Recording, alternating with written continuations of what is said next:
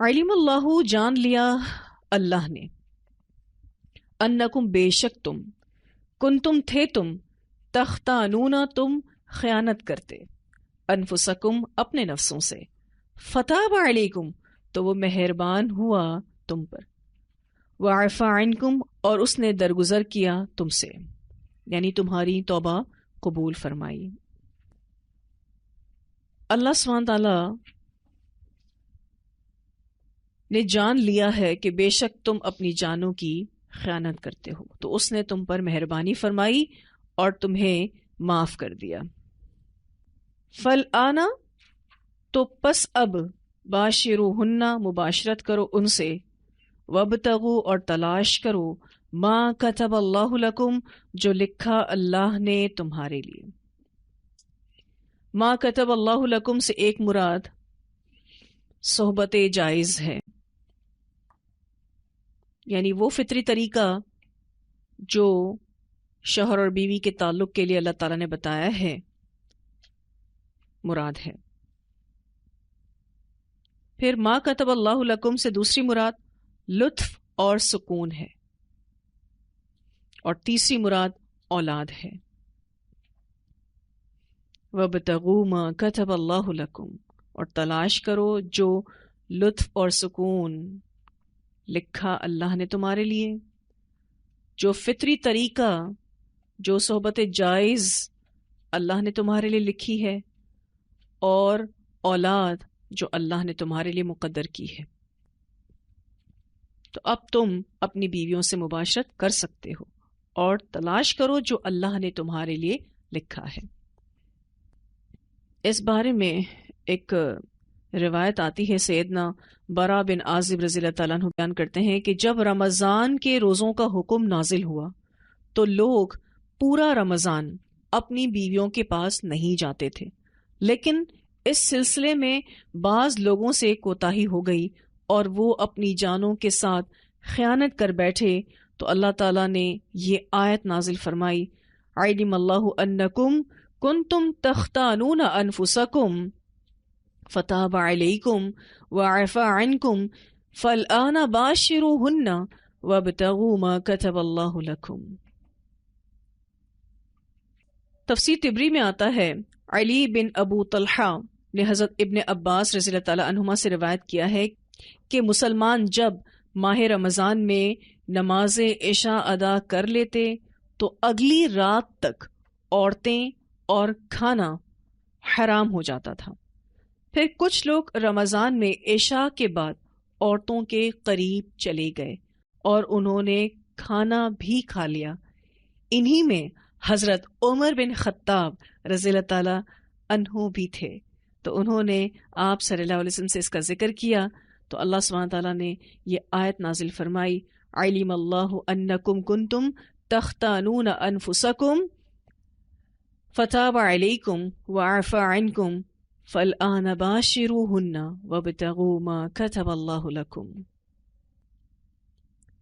پھر اللہ سبحانہ تعالیٰ فرماتے ہیں، وَكُلُوا اور کھاؤ، وَاشْرَبُوا اور پیو، حتیٰ یہاں تک کہ یتبین واضح ہو جائے، لکم تمہارے لیے، الخیط الابیض دھاگا سفید، سفید دھاگے سے مراد صبح کی روشنی ہے، من الخیط الاسود سیاہ دھاگے سے، من الخیط الاسود سے مراد رات کا اندھیرا ہے، من الفجر فجر سے، ٹھیک ہے، یعنی تم کھا سکتے ہو، تم پی سکتے ہو، یہاں تک کہ تمہارے لیے سیاہ دھاگے سے سفید دھاگا فجر کا خوب ظاہر ہو جائے۔ یہاں سحری کا آخری وقت بتایا جا رہا ہے۔ پھر اللہ سبحانہ تعالیٰ فرماتے ہیں، ثم پھر اتم الصیام تم پورا کرو روزے کو، الی اللیل رات تک۔ یہاں افطار کا وقت بتایا جا رہا ہے، پھر تم روزے کو رات تک پورا کرو گے۔ یہاں اللیل سے مراد جب سورج غروب ہو، ابتدائی رات مراد ہے، مغرب تک پھر افطار کیا جاتا ہے۔ روزے کی حالت میں 3 کام جو حلال ہیں وہ حرام کر دیے گئے تھے، یعنی بیوی سے صحبت کرنا، کھانا اور پینا، جبکہ روزوں کی راتوں میں اللہ تعالیٰ نے ان تینوں کاموں کی اجازت دے دی اور روزے کی حدود کو بھی مقرر فرما دیا۔ فرمایا کہ ان 3 کاموں کی اجازت اس وقت ہے جب تک صبح کے وقت سفید اور سیاہ دھاگے میں امتیاز نہ پیدا ہو جائے۔ تم کھا سکتے ہو، تم پی سکتے ہو اور بیوی سے تعلق بھی قائم کر سکتے ہو، حتی یتبین لکم الخیط الابیض من الخیط الاسود من الفجر، پھر جیسے ہی فجر ہو جائے گی ثم اتموا الصیام الی اللیل، تم نے مغرب تک روزے کو مکمل کرنا ہے۔ تو یہاں سیاہ دھاگے سے مراد صبح کاذب ہے اور سفید دھاگے سے مراد صبح صادق ہے۔ اگر آسان کر دیا جائے تو سیاہ دھاگے سے مراد رات ہے اور سفید دھاگے سے مراد صبح کی روشنی ہے، یعنی سیاہ اور سفید دھاگوں سے رات کی تاریکی اور دن کی روشنی مراد ہے۔ اس بارے میں ایک روایت آتی ہے، سیدنا عدی رضی اللہ تعالیٰ عنہ بیان کرتے ہیں کہ انہوں نے ایک سیاہ اور ایک سفید دھاگا لے لیا اور کچھ رات گزرنے کے بعد انہیں دیکھا تو دونوں میں فرق نمایاں نہ ہو سکا۔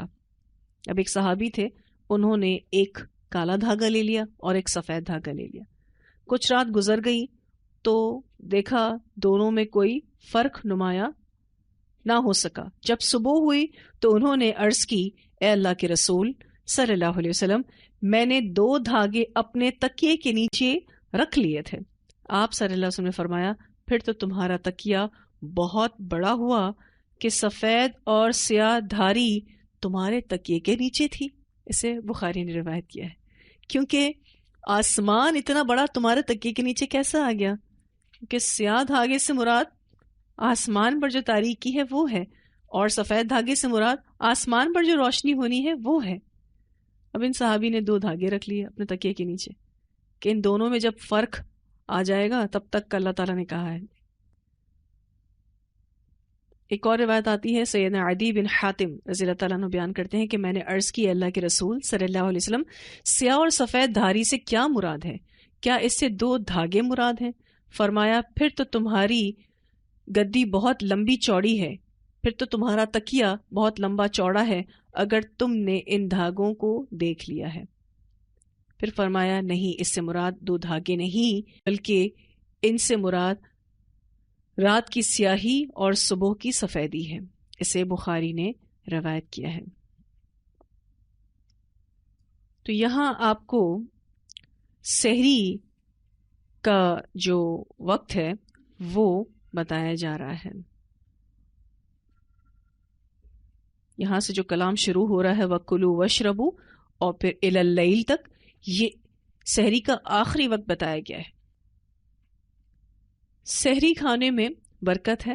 نبی اکرم صلی اللہ علیہ وسلم نے فرمایا، سحری کھاؤ، بے شک سحری کھانا باعث برکت ہے۔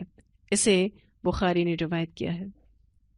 اسی طرح ایک اور روایت ہے، رسول اللہ صلی اللہ علیہ وسلم نے فرمایا، سحری بابرکت کھانا ہے، اسے ترک نہ کرو، خواہ پانی کا ایک گھونٹ ہی پی لو، بے شک اللہ تعالیٰ اور اس کے فرشتے سحری کھانے والوں پر رحمت بھیجتے ہیں۔ اسے مسند احمد نے روایت کیا ہے۔ ایک اور روایت آتی ہے، رسول اللہ صلی اللہ علیہ وسلم نے فرمایا، ہمارے اور اہل کتاب کے روزوں میں فرق سحری کھانا ہے۔ اسے مسلم نے روایت کیا ہے۔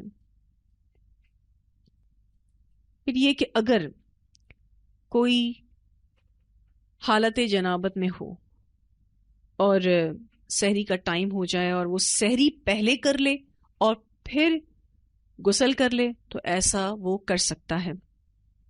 اس بارے میں روایت آتی ہے، سیدہ عائشہ رضی اللہ تعالی عنہا فرماتی ہیں کہ ایک شخص نے عرض کی، اے اللہ کے رسول صلی اللہ علیہ وسلم، حالت جنابت میں صبح کی نماز کا وقت ہو جاتا ہے تو کیا میں روزہ رکھوں؟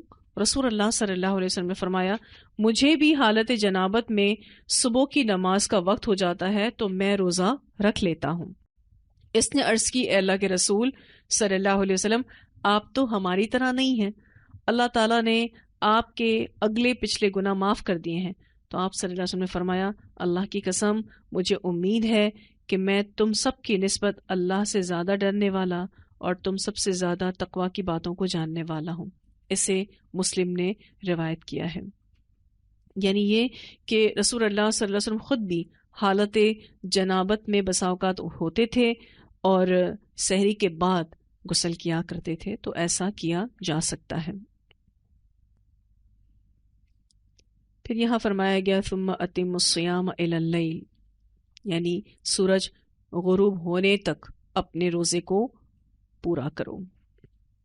اس بارے میں بھی ایک روایت آتی ہے، سیدنا عمر بن خطاب رضی اللہ عنہ فرماتے ہیں کہ رسول اللہ صلی اللہ علیہ وسلم نے فرمایا جب ادھر سے رات آ جائے اور ادھر سے دن چلا جائے اور سورج غروب ہو جائے تو روزے دار روزہ افطار کر لے۔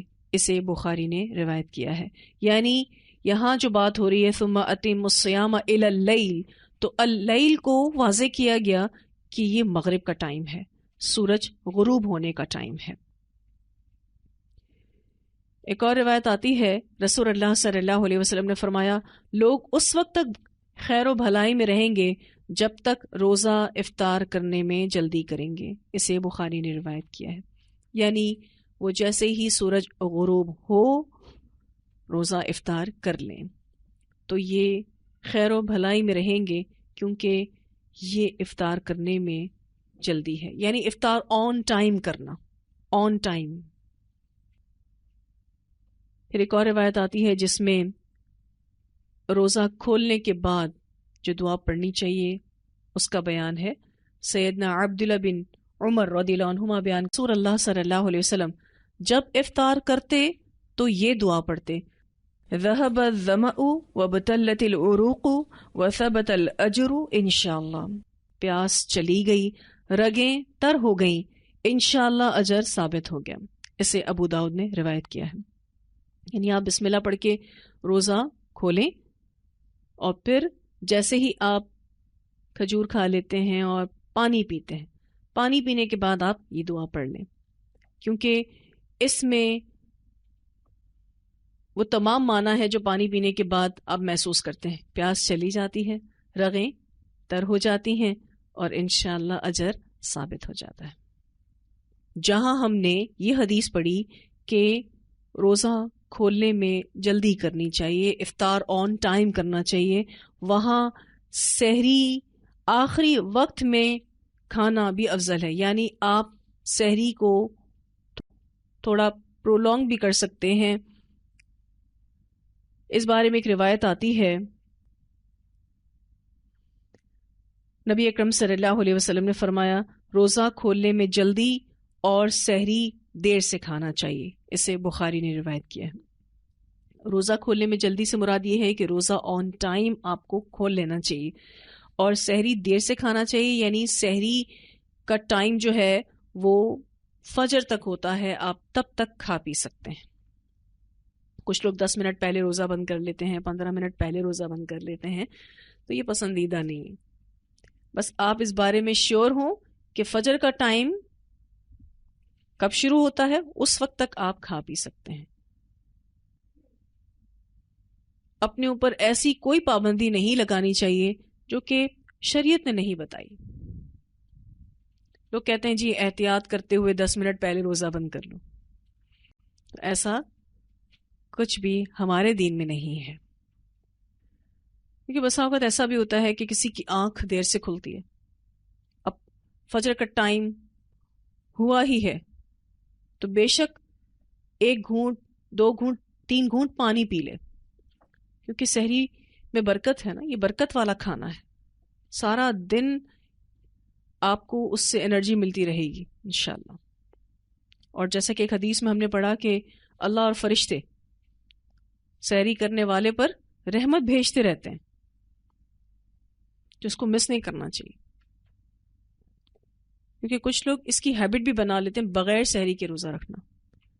اصل میں یہ وہ ٹائم ہوتا ہے جس ٹائم پر آپ کو اپنی نیند چھوڑ کر کھانا پینا پڑتا ہے، تو لوگ اس کو بیئر نہیں کر پاتے، وہ کہتے ہیں ہم سے نہیں کھایا جاتا، حالانکہ سحری بابرکت کھانا ہے۔ تو یہ کوئی تقویٰ نہیں ہے سحری نہ کرنا، سحری کرنا افضل عمل ہے۔ پھر اللہ سبحانہ تعالیٰ فرماتے ہیں وَلَا تُبَاشِرُوهُنَّ، اور نہ تم مباشرت کرو ان سے، یعنی اپنی بیویوں سے، وَأَنْتُمْ، اس حال میں کہ تم، یہاں پر واو حالیہ ہے، عاکفون، اعتکاف کرنے والے ہو، فی المساجد، مسجدوں میں۔ اب اگر تم اعتکاف کرنے والے ہو تو اپنی بیویوں سے مباشرت نہیں کر سکتے۔ کوئی بھی اگر اعتکاف کر رہا ہے تو پھر وہ اپنی بیوی سے تعلق قائم نہیں کر سکتا۔ اعتکاف کا اصطلاحی معنی یہ ہے کہ سب سے الگ ہو کر یاد الہی کے لیے گوشہ نشیں ہو جانا، اور اعتکاف مسجد میں ہی ہوتا ہے، جیسا کہ یہاں بیان ہوا ہے وَأَنْتُمْ عَاكِفُونَ فِي الْمَسَاجِدِ۔ یہ سنت مؤکدہ کفایہ ہے، یعنی ایسی سنت جس کی بڑی تاکید ہے، کچھ لوگ بھی اس کو ادا کر دیں تو کافی ہو جاتا ہے۔ تو یہ سنت مؤکدہ کفایہ ہے، بڑی تاکید والی سنت ہے، اور اگر کچھ لوگ بھی اس سنت کو ادا کر لیں تو سب کی طرف سے ادا ہو جاتی ہے۔ اس بارے میں ایک روایت آتی ہے، سیدہ عائشہ رضی اللہ تعالی عنہا فرماتی ہیں کہ اعتکاف کرنے والے کے لیے سنت یہ ہے کہ وہ بیمار پرسی کے لیے نہ جائے، جنازے میں شریک نہ ہو، بیوی کو نہ چھوئے اور نہ اس کے ساتھ جسمانی تعلق قائم کرے، اعتکاف والی جگہ سے نہ نکلے سوائے بہت حاجت کے، یعنی قضائے حاجت کے یا فرض غسل کے، جس کے سوا چارہ نہ ہو۔ اعتکاف روزے کے ساتھ ہی ہوتا ہے اور جامع مسجد میں ہوتا ہے، اسے ابو داؤد نے روایت کیا ہے۔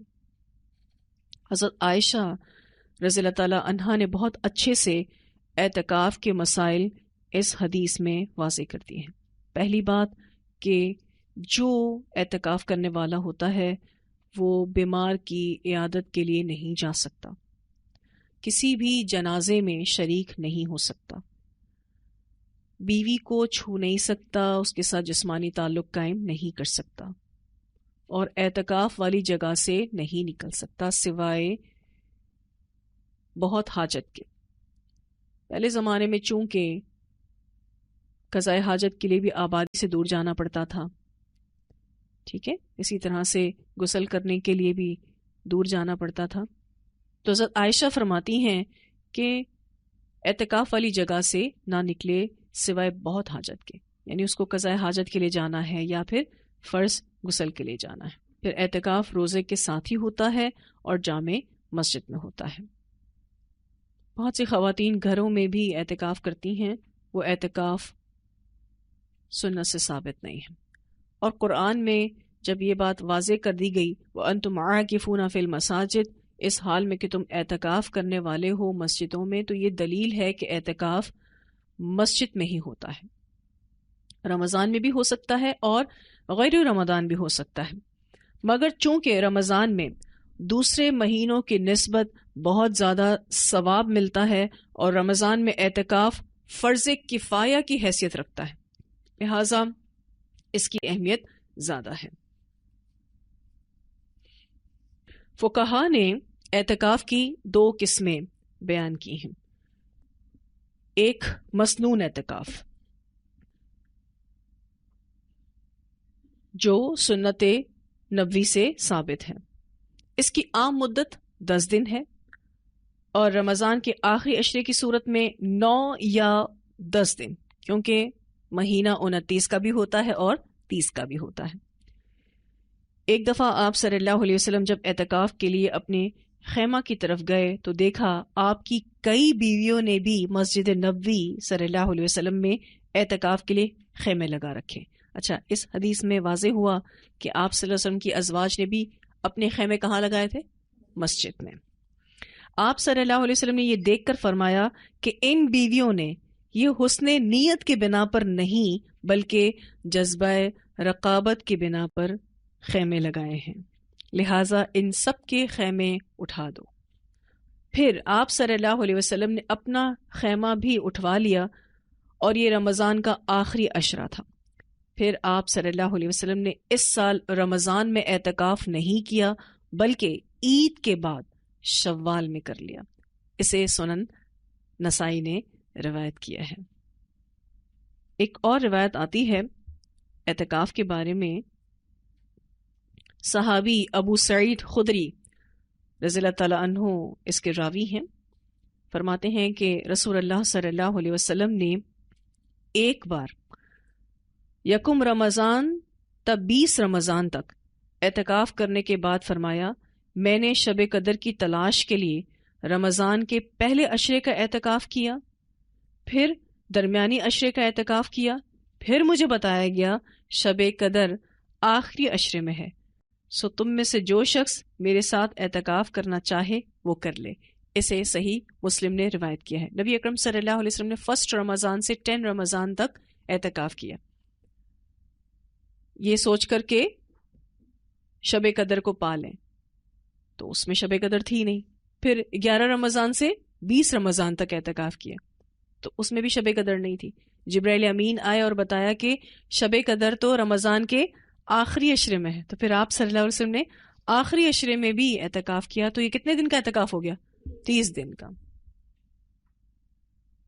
پھر یہ ہے کہ مسنون اعتکاف ایک عشرے سے کم نہیں ہوتا، کیونکہ ہم مسنون اعتکاف کے بارے میں پڑھ رہے ہیں، اور افضل اعتکاف رمضان کا آخری عشرہ ہے. اس بات میں اعتکاف کرنے والے کو اختیار ہے کہ وہ چاہے تو 21ویں رات نماز عشاء اور قیام اللیل کے بعد صبح کی نماز یعنی فجر کی نماز ادا کرنے کے بعد اعتکاف میں بیٹھ جائے، یا مغرب کے بعد ہی بیٹھ جائے. جیسے 20واں روزہ افطار کر لیا، مغرب کی نماز کے فوراً بعد ہی اعتکاف میں بیٹھ جائے، یعنی مسجد چلا جائے. ٹھیک ہے، پھر اس کے بعد وہیں پر ہی عشاء کی نماز پڑھے، پھر قیام اللیل ادا کرے، پھر رات بھر عبادت کرے، کیونکہ طاق رات ہوتی ہے، 21ویں رات ہوتی ہے، رات بھر عبادت کرے، اور جیسے ہی فجر کی نماز ہو جاتی ہے پھر اعتکاف کرنے والا اپنے خیمے میں چلا جاتا ہے.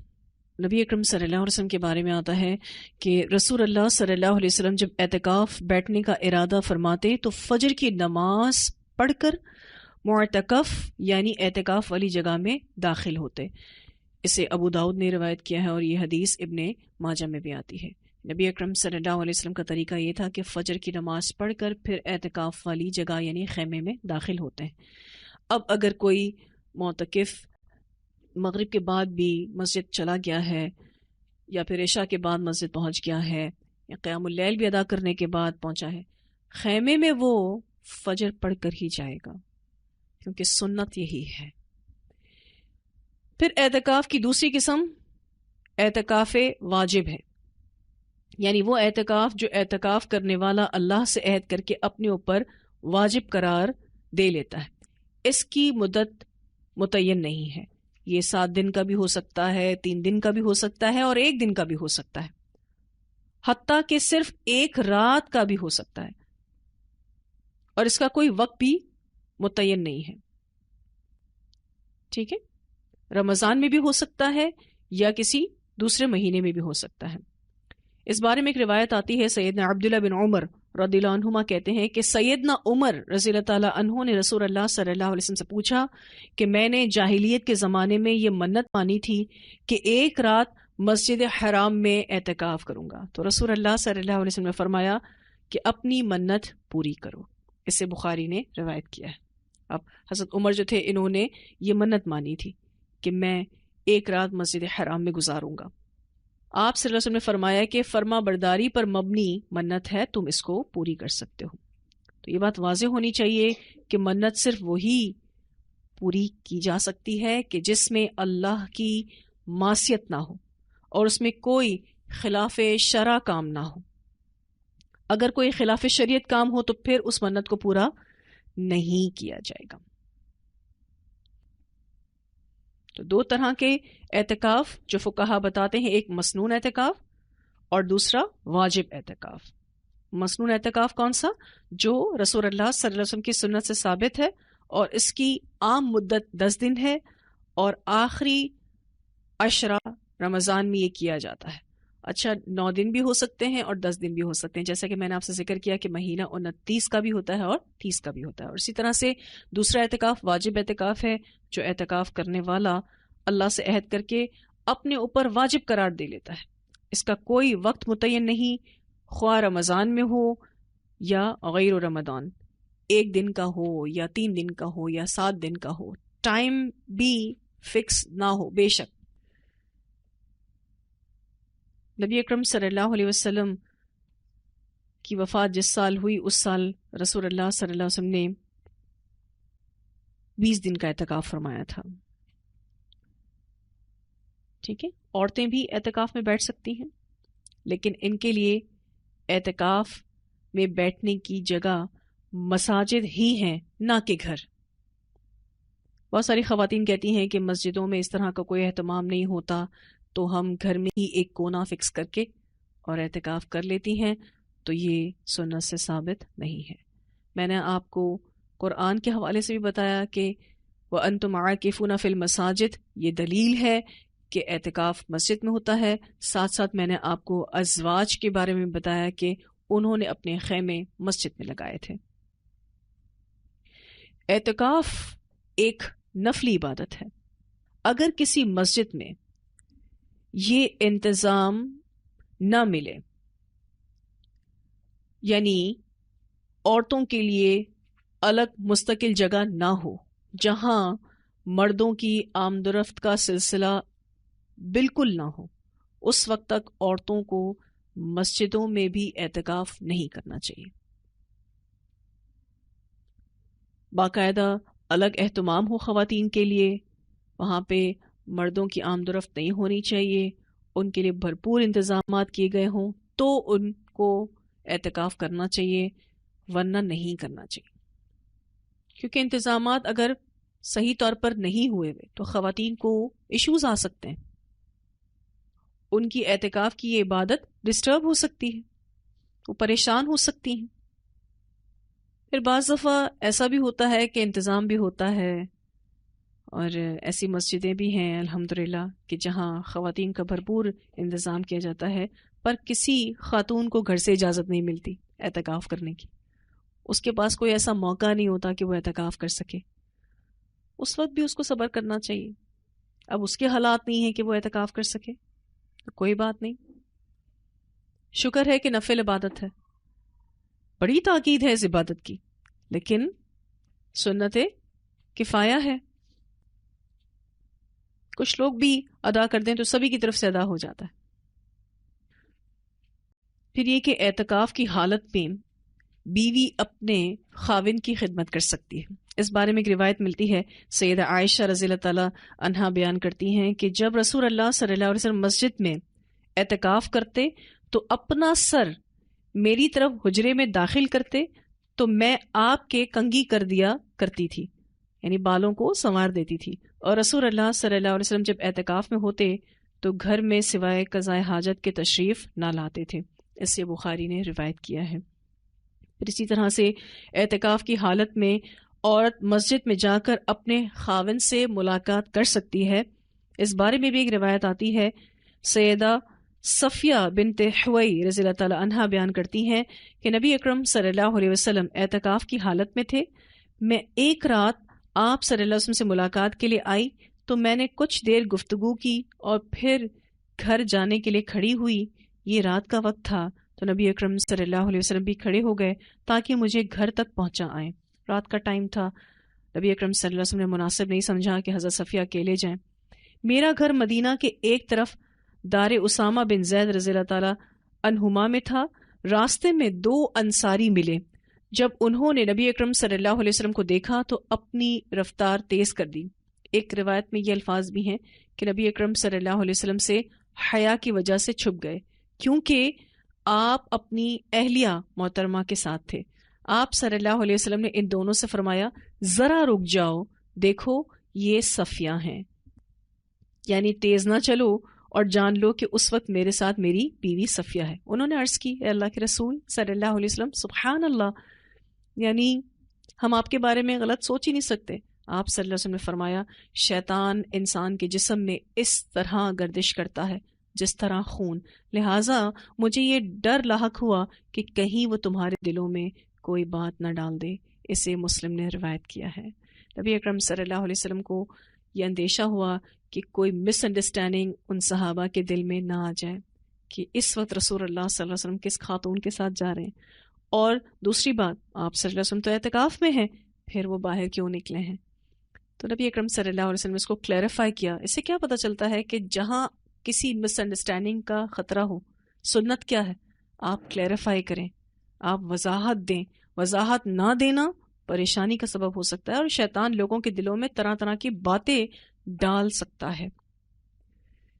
پھر اللہ سبحانہ تعالیٰ فرماتے ہیں تلک حدود اللہ، یہ حدیں ہیں اللہ کی، فلا تقربوها، نہ تم قریب جانا ان کے. کذالک، اسی طرح، یبین اللہ، بیان کرتا ہے اللہ تعالیٰ آیات ہی، اپنی آیات، للناس، لوگوں کے لیے، لعلہم یتقون، تاکہ وہ بچیں، تاکہ وہ پرہیزگار ہوں. اللہ سبحانہ تعالیٰ نے ہر حکم کو اچھے سے واضح کیا ہے تاکہ لوگ غلطیوں سے بچیں، گمراہی سے بچیں، نافرمانی سے بچیں. اللہ کی حدود کے قریب نہ جاؤ، یعنی اللہ کی حدود کو پامال مت کرو.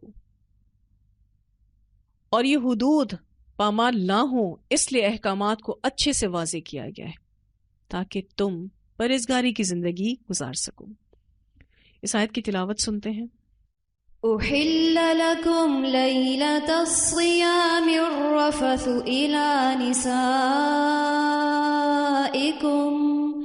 هن لباس لكم وأنتم لباس لهن